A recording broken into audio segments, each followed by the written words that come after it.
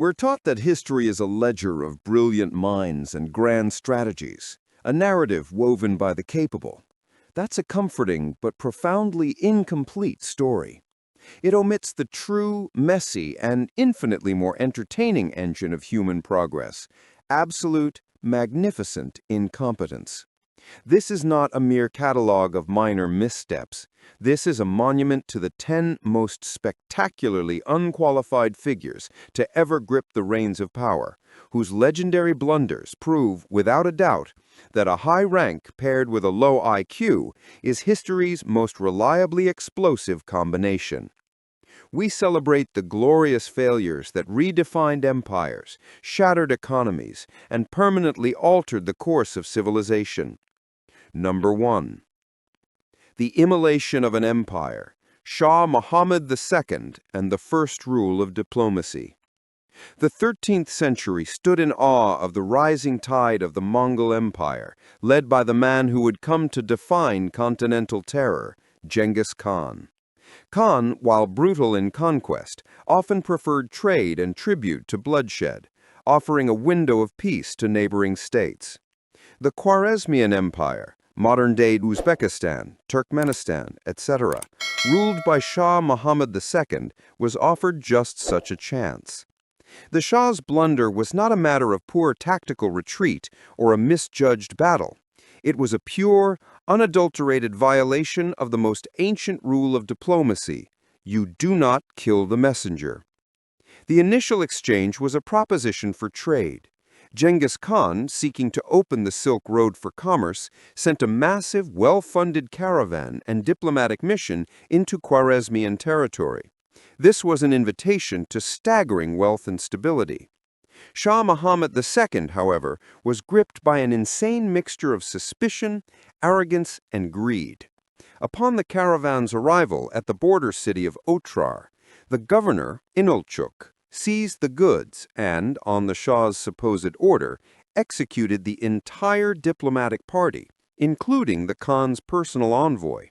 This wasn't an oversight. It was a deliberate, fatal provocation against the world's greatest emerging power.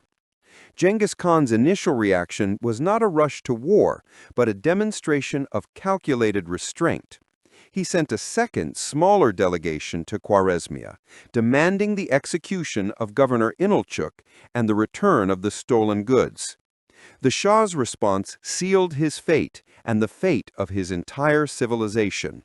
He not only refused, but executed the chief Mongol ambassador and sent the rest back to Khan with their heads shaved as a final grotesque insult. The Mongol response was swift, total, and utterly annihilating. It was a mobilization of forces unseen in the region, driven by a thirst for retribution that transcended military strategy. The Khan's campaign of 1219 to 1221 was designed not merely to conquer, but to erase the Khwarezmian state as a lesson to all others. Cities like Bukhara, Samarkand, and Gorganj, centers of Islamic culture and learning, were systematically flattened. The irrigation systems and agricultural lands that had sustained the empire for centuries were destroyed, turning fertile regions into deserts. Historians estimate the campaign resulted in millions of deaths. Shah Muhammad II, realizing the depth of his error, fled from city to city, unable to confront the vengeful horde he had unleashed. He died destitute and alone on a small island in the Caspian Sea, his magnificent empire reduced to ash. His final, pathetic retreat stands as a stark testament to the principle that a leader's arrogance, when coupled with a complete disregard for diplomatic norms, can lead to the complete, self-inflicted erasure of a nation from the map of history. The consequences of killing that first ambassador are still visible today in the fragmented political and ecological landscape of Central Asia.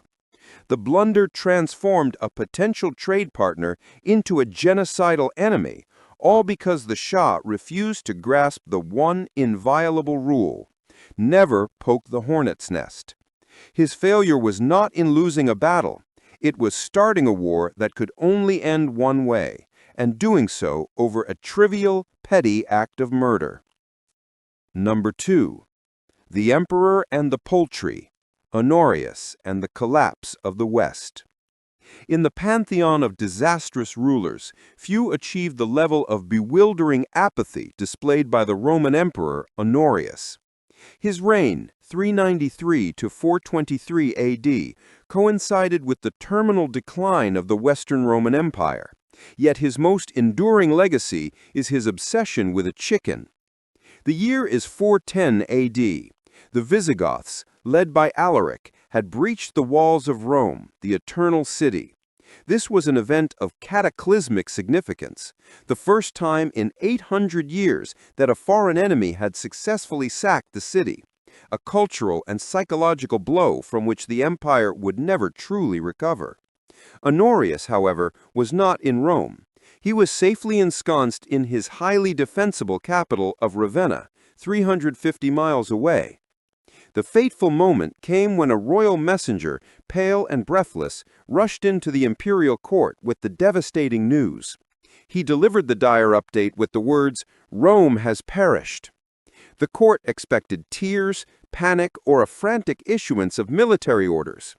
Instead, Honorius reportedly breathed a profound sigh of relief, an expression of genuine, unburdened happiness. Confused, his attendants pressed him for an explanation. Honorius then clarified the source of his happiness. He had believed the messenger was referring to his favorite pet chicken, which he had, with stunning lack of foresight or irony, also named Rome.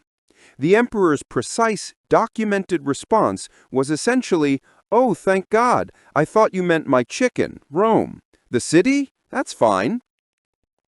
This anecdote, recounted by the contemporary historian Procopius, is almost too absurd to be real, yet it perfectly encapsulates the emperor's catastrophic detachment from reality. While the capital of the Western world was burning, its citizens were starving, and the entire socio-political fabric of the state was unraveling, the man in charge was consumed by the well-being of his poultry. The emperor's incompetence, however, extended far beyond his bizarre pet fixation. His earlier strategic mistakes directly contributed to the sack. He had executed his most capable general, the Vandal Stilicho, on flimsy charges of treason, eliminating the only man capable of commanding the Roman legions against the Goths. He perpetually alienated his best allies and repeatedly broke treaties with Alaric, fueling the Gothic leader's desire for vengeance. By the time Rome fell, the empire's military was in disarray, its finances were depleted, and its leadership was paralyzed by Honorius's paranoia and preoccupation with minor personal affairs. The image of the emperor tending to his beloved bird while the actual empire collapsed around him is a powerful historical metaphor. Honorius's reign was characterized by a fundamental failure to prioritize and a profound misreading of geopolitical stakes. The sack of 410 AD, enabled by his strategic vacuum and bizarre personal preoccupations, is a watershed moment, marking the point of no return for the Western Roman Empire. His legacy is one of an emperor who quite literally valued a farm animal over the fate of the most powerful civilization the world had ever known. Number 3. The Calamity of Copper, Muhammad bin Tughlaq's economic suicide. Muhammad bin Tughlaq, the 14th century Sultan of Delhi, was a complex figure, often described as a genius whose ideas were too grand for reality. His mind was brilliant, but his judgment was catastrophically flawed, earning him the nickname the Mad King. He presided over one of the most magnificent, yet tragically mismanaged eras of the Delhi Sultanate. He wasn't incompetent due to ignorance, but due to a stunning inability to foresee the practical, human consequences of his highly theoretical decrees. He implemented 3 major policies that combined triggered an economic and demographic meltdown. Tughlaq's first major blunder was born of strategic overreach. Seeking to better control the southern parts of his vast empire and believing Delhi was too vulnerable, he decided to move his capital to Daulatabad, over 1,100 kilometers away. He didn't just move his court and government offices, he ordered the entire population of Delhi to march south. The journey, undertaken during the sweltering Indian summer, was lethal. Hundreds of thousands perished from starvation, exhaustion, and disease. After the brutal relocation was complete, Tughlaq realized the north was now dangerously exposed to Mongol raids. In a final, disastrous twist of capriciousness, he ordered the surviving population to march back to Delhi. This forced round-trip trek was an act of demographic self-sabotage that depopulated his most crucial city and earned the monarch the lasting resentment of his subjects. His second and arguably most devastating blunder was in economic policy. Tughlaq was the first ruler in India to introduce a token currency, an advanced theoretical concept of monetary policy. He decreed that copper and brass coins would be issued and declared to have the exact same value as silver and gold coinage. The Sultan intended to centralize wealth and use the saved precious metals for state projects and military campaigns. The execution was a fiasco. Unlike modern token currencies, which are centrally minted, secured, and difficult to counterfeit, Tughlaq failed to implement any effective security measures or governmental control. The common person could easily procure the necessary copper and mint coins in their own home. Mass counterfeiting exploded overnight. Every home became a private mint. The value of the copper token currency plummeted to zero almost immediately. Trade ground to a halt as merchants refused to accept the worthless kitchen currency. The state treasury was flooded with fake coins paid as taxes, while genuine gold and silver vanished from circulation, hoarded by the wary public. The Sultan was eventually forced to admit defeat and buy back the fake copper coins with genuine silver, bankrupting the state treasury in the process. Finally, at the same time his economic policies were causing chaos, Tughlaq ordered a draconian tax hike on the fertile, crucial region between the Ganges and Yamuna rivers, the Doab, without considering local agricultural conditions. Unfortunately, this coincided with a severe famine. Instead of providing relief, the Sultan's tax collectors brutally enforced the new levies. Peasants abandoned their land and fled to the forests, leaving behind a ruined agricultural base and turning a local drought into a nationwide famine. Tughlaq's career is a masterclass in how a leader can destroy his own state, not through external conquest, but through hyper-intellectual, detached mismanagement. His genius was his weakness. He was brilliant enough to conceive of complex modern state policies, but too arrogant and oblivious to the human reality to execute them without causing utter collapse. Number 4. The Toxic Chemist, Thomas Midgley Jr., and the Two Greatest Environmental Disasters. Most incompetent leaders cause geopolitical or economic damage. Thomas Midgley Jr., an American chemist, holds the unique, unenviable distinction of being a single individual whose inventions inflicted arguably the most profound and pervasive toxic damage on the global environment and human health in history. His blunders were not political, but scientific, born of corporate expediency and a terrifying lack of foresight regarding the long-term biological consequences of heavy metals and novel compounds. Midgley's first great contribution was in the 1920s, solving the problem of knocking, or premature fuel ignition in automobile engines. His answer was the addition of tetraethyl lead, or TEL, to gasoline. This additive, marketed as ethyl, was revolutionary for engine performance. However, TEL is highly volatile and when burned, released massive, incalculable quantities of neurotoxic lead into the global atmosphere. Despite clear evidence of lead poisoning among factory workers who manufactured TEL, Midgley himself took a leave of absence after suffering from lead exposure. He and his corporate sponsors, DuPont and General Motors, vehemently denied the health risks. Midgley even famously demonstrated the product's safety by pouring TEL over his hands and inhaling the fumes from a beaker of it for a press conference. This brazen denial convinced regulators and the public, allowing leaded gasoline to become ubiquitous for over 5 decades.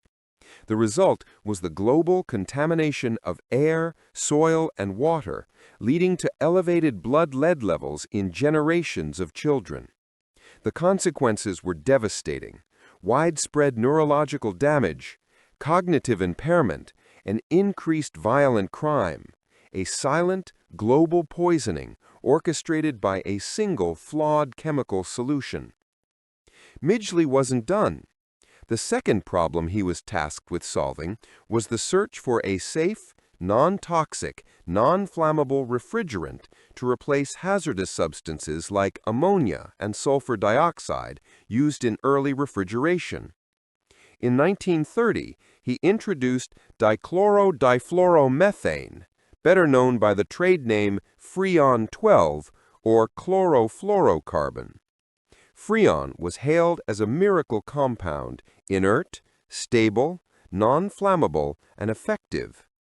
It rapidly became the standard for refrigerators, air conditioners, and the propellant in aerosol spray cans globally. Midgley once again publicly demonstrated the safety of his invention by inhaling the gas and blowing out a candle. The public was convinced. What no one realized until decades later was that the stability that made CFCs safe on Earth made them lethal in the stratosphere.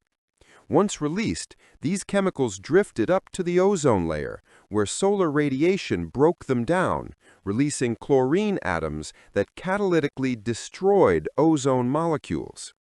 This single invention was the primary cause of the massive hole in the Earth's protective ozone layer, leading to a drastic rise in UV radiation exposure and consequent risks of cancer and ecological damage. In a final, grimly ironic twist of fate, Midgley contracted polio in 1940, leaving him severely disabled. An inventive mind to the end, he designed a complex system of ropes and pulleys to help him get in and out of bed unaided. In 1944, he became entangled in his own intricate mechanism and was tragically strangled to death by his own invention. The man whose technical solutions caused 2 of the greatest environmental calamities in history was killed by a purely mechanical solution to his own physical disability. Midgley's career is the ultimate cautionary tale. A man whose intellectual genius was utterly divorced from ecological humility or moral responsibility, leaving behind a poisoned world. Number 5. The Throne Auction, Didius Julianus, and the Sale of the Roman Empire. The year 193 AD, known as the Year of the 5 Emperors, offers one of history's most cynical and astonishing displays of mercenary power, the moment the Roman Empire was literally put up for auction. This monumental act of incompetence was not the work of a ruler, but of the Praetorian Guard, and the colossal blunder was made by the man who won the bid, Didius Julianus. The crisis began when the Praetorian Guard, the elite imperial bodyguards, murdered the sitting emperor Pertinax, primarily because he had dared to threaten their privileges and, crucially, cut their promised pay. With the throne vacant, the Praetorians realized they held the ultimate bargaining chip, the imperial office itself. They moved immediately to the battlements of their camp and, in an act of staggering audacity, began shouting down to the city of Rome, offering the empire to the highest bidder. 2 wealthy senators entered the bidding war: Sulpicianus, the city prefect and father-in-law of the murdered Pertinax, and Didius Julianus, a respected but vain senator. The auction escalated into a farce of shouted bids. Sulpicianus offered 20,000 sesterces to each guard. Julianus, perhaps sensing his rival's desperation, offered an astronomical 25,000 sesterces per man. The Praetorian Guard, swayed by the promise of immediate enormous wealth, a sum equivalent to several years' wages, declared Julianus the winner. He literally bought the throne of the Roman Empire. Julianus was paraded to the Senate and declared emperor, but his reign was doomed from the first shouted bid. His blunder was twofold. Buying an unstable asset, he acquired a throne with zero public support and zero loyalty from the massive true power centers of the empire, the legions stationed on the frontiers. The Roman people loathed him, pelting him with stones and insults whenever he appeared in public. Relying on corrupt mercenaries, his only friends were the very Praetorian Guard who had murdered his predecessor and whose loyalty was measured only in coin. He had confirmed that the throne was a commodity, shattering any illusion of divine or noble right to rule. The news of the auction and the insult it represented to the dignity of the empire spread like wildfire to the frontier legions. 3 powerful provincial governors were immediately proclaimed emperor by their own troops. The most competent and swift-moving was Septimius Severus, commander of the legions in Pannonia. Severus marched on Rome without hesitation. Julianus's reign was a pathetic 66-day farce. His Praetorians, who had taken his money, were too soft, corrupt, and despised to mount a real defense. Abandoned by everyone, Julianus was left pleading to the Senate to negotiate with Severus. Severus's response was simple.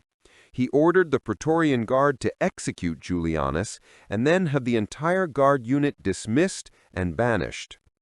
Julianus learned the hardest lesson in Roman history.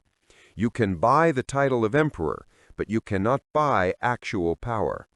His colossal error was to believe that a quick cash transaction could secure a position that demanded respect, military might, and the allegiance of the entire world. He reduced the greatest political office on earth to a cheap object of commerce and paid for his vanity with his life. Number 6. The Starling Stupidity.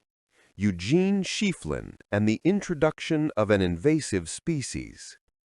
In the annals of ecological disaster, few acts of incompetence are as peculiar, poetic, and destructive as the passion project of Eugene Schieffelin.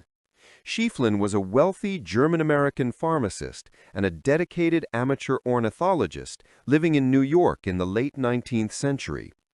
His motivation for one of the greatest environmental blunders in American history was neither profit nor military conquest, but a single, bizarre literary obsession: William Shakespeare.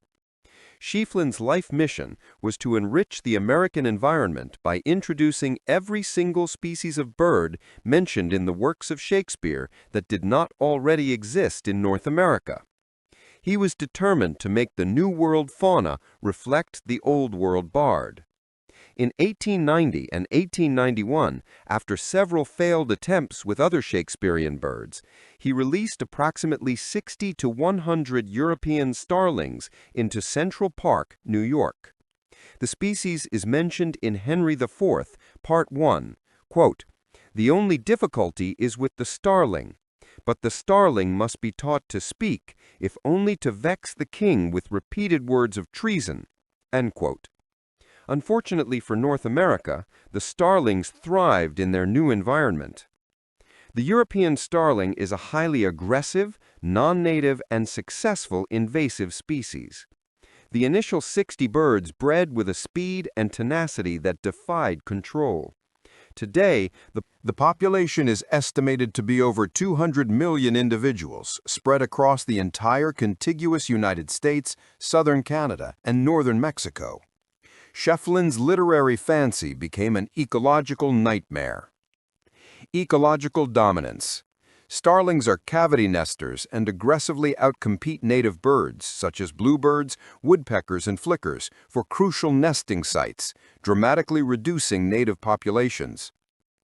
Agricultural damage. They cause massive damage to crops, particularly fruit, grains, and livestock feed, costing the American agricultural industry hundreds of millions of dollars annually. Health and safety hazards. Starlings flock in enormous, dense masses known as murmurations, which pose health risks due to the sheer volume of their droppings, which can carry infectious diseases. Their huge flocks have also been responsible for dangerous incidents, including one instance in 1960 where a flock was sucked into the engines of an aircraft, causing it to crash and killing 62 people. Schaeflin's blunder is a textbook case of biogeographical ignorance and the hubris of ecological intervention.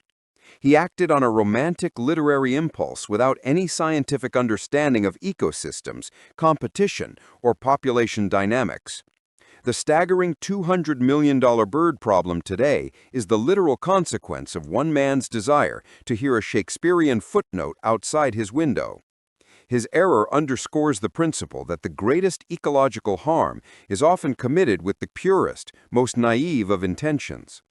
The starling remains a permanent, expensive, and deeply disruptive living monument to a bad idea executed with literary fanaticism. Number 7. The Unready's Ransom, Aethelred II and the Invention of the Protection Racket. Aethelred II, King of England from 978 to 1016, is immortalized by his notorious nickname, the Unready. This term does not mean he was disorganized or late. It is derived from the Old English word unrad, meaning ill-advised or no counsel. He earned this moniker with a singular, catastrophic strategy for dealing with the constant, devastating raids by Viking armies from Scandinavia. Buy them off. This policy of paying the invaders to leave was known as the Dane-gild, Dane tribute or Dane payment. The Viking raids had begun again with renewed ferocity in the 980s. Facing a decentralized, ill-prepared military defense, Aethelred and his advisors saw the Dane-gild as a short-term, necessary evil, a way to gain time and save lives. The first recorded payment was made in 991 and amounted to 10,000 Roman pounds of silver. It worked, initially. The Vikings took the vast treasure and sailed away. The blunder began when the Vikings realized the incredible strategic value of Aethelred's weakness. England had become the world's most reliable and profitable ATM for professional raiders. Why risk a bloody battle and potential defeat when you could simply sail to the English coast, threaten to invade, and receive a massive, guaranteed payday in silver? The payments rapidly escalated, proving the policy was not a one-time defense mechanism, but a self-perpetuating, increasingly expensive protection racket. In 994, the payment rose to 16,000 pounds of silver. In 1002, the Dane-gild was 24,000 pounds of silver. By 1012, it had reached a staggering 48,000 pounds of silver. Aethelred's policy did not buy peace, it subsidized the Viking war machine. Each payment demonstrated the king's desperate wealth and utter lack of military will, ensuring that the Viking fleets would return the following year larger and more demanding than before. They were essentially being paid a massive annual salary to practice their invasion skills. The final collapse. To raise these immense sums, Aethelred had to impose brutal, crippling taxes on his own population, bleeding the wealth of the kingdom and collapsing the loyalty of his subjects. The payments ultimately failed to save the throne. The Vikings, led by Sweyn Forkbeard, eventually decided to skip the extortion phase and simply take the country. By 1013, Sweyn had conquered the entire country, forcing Aethelred into exile. The legacy of Aethelred's Dane-gild is an economic and political catastrophe. The enormous sums of silver extracted from England are still evident today in the large quantity of Anglo-Saxon coinage found in Scandinavia. His policy did more than just drain the treasury. It confirmed the tactical principle that appeasing an aggressive enemy is not only morally weak, but also strategically bankrupt. By offering riches instead of resistance, Aethelred the Ill-Advised created the perfect incentive structure for his own national conquest, proving that the most expensive choice in leadership is often the one that avoids confrontation. Number 8. The Great Retreat, the Ming Dynasty's destruction of the treasure fleet. In the early 15th century, during the Ming Dynasty, China possessed the most powerful, technologically advanced, and well-equipped naval fleet the world had ever seen. Commanded by the legendary Admiral Chang He, the fleet was a masterpiece of shipbuilding and navigation, consisting of massive treasure ships that dwarfed contemporary European vessels. These fleets conducted 7 epic voyages, reaching ports in Southeast Asia, India, the Persian Gulf, and the coast of East Africa. China, at this moment, was poised for global maritime dominance, capable of establishing trade networks and projecting power across 3 continents. The catastrophic blunder was not a military defeat, but a deliberate, self-inflicted act of national retreat, born of Confucian-fueled xenophobia and bureaucratic short-sightedness. After Zheng He's massive, costly, and successful voyages, a powerful faction of conservative Confucian scholars and officials gained influence in the imperial court. Their philosophy dictated that China, as the Middle Kingdom, was entirely self-sufficient and possessed all the resources, civilization, and culture it needed. Foreign trade and exploration were deemed an unnecessary extravagance, a distraction from internal stability, and an improper use of imperial funds. The immense cost of the expeditions was an easy target for officials who viewed merchants as a low, parasitic class. The key moment came after the death of the Yangla Emperor, the main patron of the voyages. The new leadership systematically implemented a policy of isolationism that was both swift and absolute. Cessation of voyages. All future large-scale voyages were cancelled. Destruction of records. The court ordered the destruction of Zheng He's detailed logs, maps, and maritime records, effectively erasing the technical knowledge gained from the expeditions. Ship dismantlement. Most catastrophically, they ordered the scrapping and burning of the immense treasure fleet. The dockyards were shut down, and the technology for building large ocean-going vessels was effectively abandoned. The consequences of this administrative fiat were world-altering. China, which had the ability to colonize the world decades before Europe, voluntarily withdrew into a shell of isolation that would last for centuries. The power vacuum in the Indian Ocean was filled by smaller, less advanced but persistent traders. First the Arabs, then the Portuguese and other European nations who, ironically, used the Chinese invention of the magnetic compass to venture out themselves. By the time China finally re-engaged with the world centuries later, it was no longer as the dominant maritime power, but as an inward-looking state forced to contend with aggressive Western encroachment. The difference in scale is stunning. When Columbus sailed in 1492, his largest ship, the Santa Maria, was about 58 feet long. Zheng He's treasure ships were estimated to be over 400 feet long. The Ming Dynasty threw away a technological lead that was arguably greater than the lead the United States enjoyed over the world in the mid-20th century.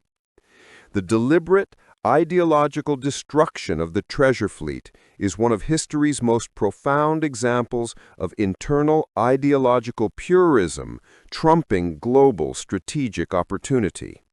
It was a massive act of willful national regression that fundamentally shifted the balance of global power, opening the door for the rise of the West and sentencing China to a period of political and technological stagnation. Number 9. The Brakeless Skates, François Anglais and the First Roller Derby. In a narrative dominated by kings and generals, a special category of incompetence belongs to the inventor, the person who creates a technological marvel that is fundamentally ruined by a single hilarious and catastrophic design flaw. Enter François Anglais, an 18th-century French instrument maker who invented the first recorded roller skate, which he called the Chevalier de Glace, the Ice Knight. Anglais' era was one of brilliant mechanical innovation, and his idea was simple yet revolutionary: to allow for the smooth, elegant glide of ice skating on solid ground. His invention featured metal wheels attached in a line to a wooden frame, allowing the wearer to simulate the motion of skating. The ingenuity was undeniable. The safety protocol was non-existent. To introduce his creation to the elite of Paris, Anglais planned a truly spectacular debut in the 1760s at a lavish, exclusive Parisian masquerade ball.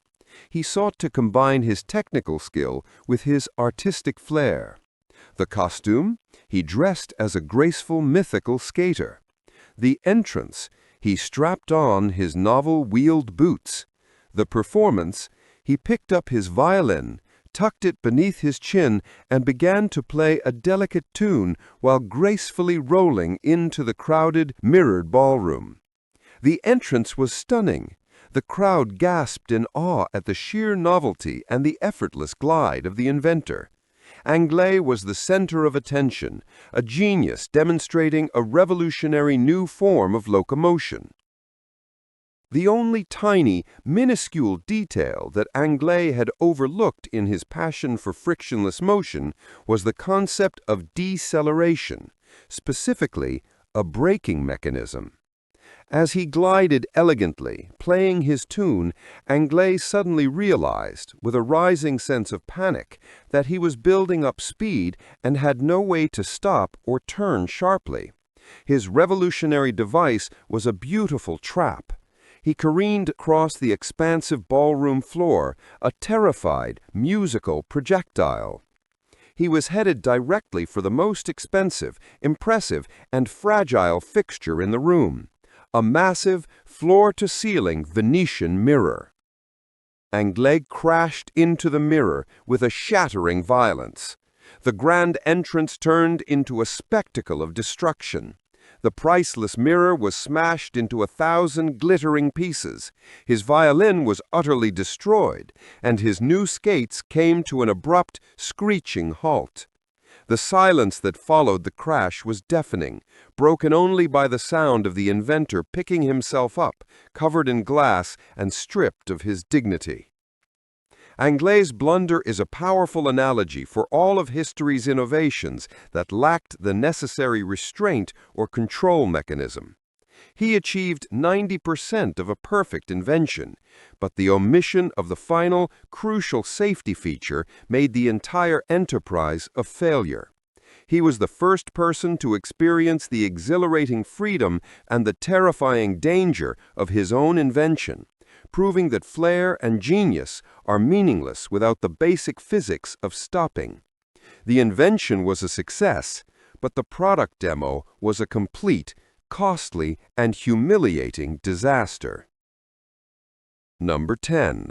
The South American Napoleon, Francisco Solano Lopez and the War of National Suicide. The dictator of Paraguay, Francisco Solano Lopez, served 1862 to 1870, stands as a monumental case study of national ruin driven by egotistical delusion.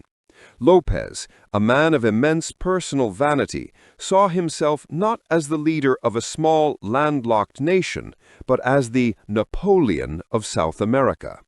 This grandiose self-image led him to an act of geopolitical lunacy that is arguably the most destructive conflict in modern South American history: the War of the Triple Alliance, 1864 to 1870. Paraguay, under the father, had become a highly militarized but isolated nation. When Lopez took power, his megalomania led him to believe he could conquer and reshape the continent. He viewed the regional disputes between his neighbors as opportunities to expand his territory and prove his Napoleonic genius.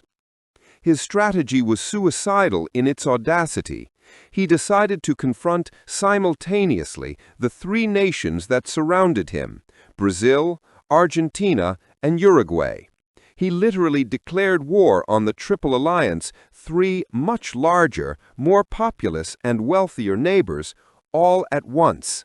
It was a strategic assessment that completely failed to account for population, resources, logistics, or industrial capacity.